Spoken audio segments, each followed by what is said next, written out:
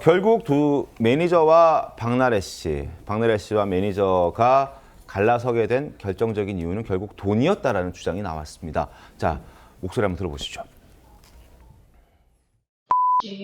괜찮아요? 왜 이렇게 일을 하고까지 왔는지 모르겠어요. doktor이 심야 잠실에 병원 가야 되는데 갔어요. 그때 못 갔어요. 가야죠. doktor이 진짜 살려주게 해야죠. 왜 안 가셨어요? 저 지금 이태원이 이때 어디 있는데? 저 마포에서 술 먹다가 지금 언니 집 근처예요. 아, 이거 지금 어딘데? 모른다고? 아우, 못 살아. 오늘 추운데. 진짜 내 무슨 상시적 부부 내사가기 때. 자, 최소 5억 원을 요구했다는 게 박나래 씨 측의 주장입니다. 합의문을 썼고 합의문에 합의금이 아닌 미지급금이라는 표현도 담겼다. 그리고 뭔가 관련 내용들을 누설했을 때는 한 회당 3천만 원의 배상 조항도 넣어놨다. 그리고 마지막으로 오간 금액만 최소 5억 원이다. 그러니까 박나래 씨 측의 주장입니다. 그러니까 매니저 측에서 터무니없는 돈을 요구했기 때문에 이런 진실 공방, 법정 공방, 다툼, 민낯까지 다 드러낼 수밖에 없었다라는 게 박나래 측의 주장이잖아요. 근데 매니저는 또 입장이 다르지 않습니까? 네, 박나래 씨와 매니저 측의 주장이 정말 너무 다릅니다. 박나래 씨 같은 경우에는 나는 이렇게까지 돈을 난 다 줬다.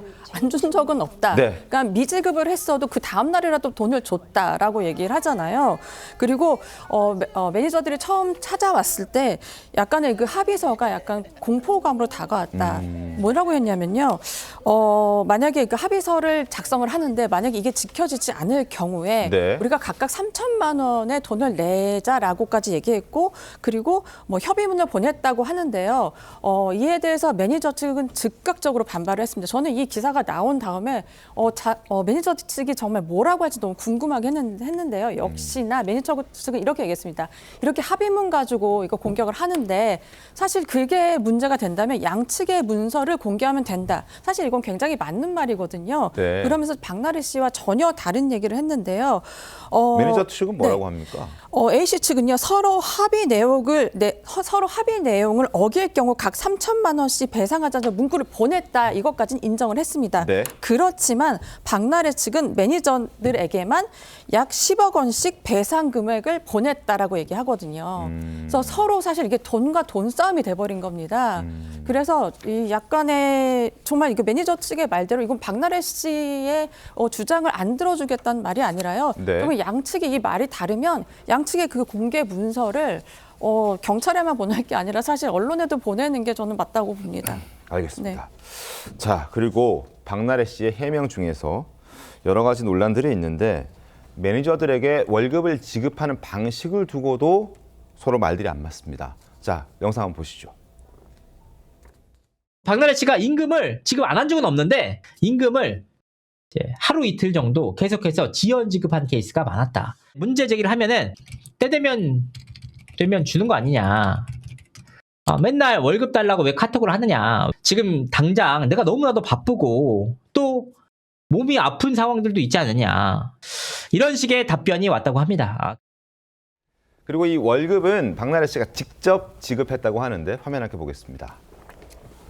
하루 이틀 늦게 지급했고 직접 지급했다. 월급 지급 시기에 밤샘 촬영을 하거나 단체 회식이 겹치면 바로 송금하기 어려운 경우도 있었다. 그래서 월급 얘기가 나오면 다음 날 바로 입금했다라는 겁니다. 매니저들은 입금하기로 되어 있는 날짜에 당연히 들어와야 될 텐데 안 들어오니까 어렵게 월급 이야기를 꺼내면 그때서야 입금해 줬다라는 거거든요. 양진 변호사님 어떻게 보십니까? 이 부분은 사실 좀 문제가 될 수 있죠. 네. 왜냐하면 월급이라는 것을 아무리 1인 기획사라고 하더라도 박나래 씨가 직접 이렇게 송금을 해야만 월급이 지급될 수 있다라는 이 시스템 자체가 사실은 좀 문제가 있었다라는 생각이 들고 네. 임금이라는 것은 우리가 임금체불에 대해서 근로기준법에서 강하게 처벌하고 있는 그러한 이유가 근로자 입장에서는 임금이 제때 지급되지 않게 되면 생계 위협을 느낄 수 있기 때문에 처벌 조항도 존재를 하는 것이거든요. 근데 이 부분에 한해서는 적어도 전 매니저들이 당연히 받아야 될 월급에 대해서 이거 어렵게 이야기를 꺼낸 후에야 받을 수 있었고, 이것이 단 한 차례 뭔가 실수라든지 시스템 오류상으로 불거진 문제가 아니라 이런 성이 많았다, 뭐 회식이 있을 때마다 늦게 받았다라는 것은 충분히 문제가 될 수 있는 사안으로 보여집니다. 알겠습니다. 그리고 박나래 씨의 전 남자친구를 둘러싼 공방도 있습니다. 화면 함께 보시죠. 자, 전 남자친구 횡령 의혹인데요. 경영학과 출신으로 회계 공부를 했고 계약서도 검토할 수 있는 능력을 갖춘 사람이었다. 근데 전 매니저의 반박은 아니다. 전혀 그렇지 않다. 한 학기 다니고 오래전에 자퇴한, 그러니까 학력이 정확하지 않다라는 거죠. 경영학과 출신은 맞는데 자퇴했고 학교 오래 다니지 않았다. 졸업도 못했다. 누구의 말이 맞는 겁니까? 남희연 기자. 이것도 문서를 공개해봐야지 알 것 같은데요. 저는 이게 굉장히 정말 이상한 게, 남자친구는 경영학과를 나왔고 전문성이 있기 때문에 4대 보험을 해주고 월급을 제대로 줬습니다. 심지어 어머니 역시 지방에서 지방 뭐 행사가 많을 때 어머니가 직접 열심히 일을 했기 때문에 월급을 주는 게 맞다라고 얘기하면서 네. 이 매니저 측한테는 사실 4대 보험이 처음에 안 들어갔었잖아요. 네. 굉장히 오류가 많은 상황인데요.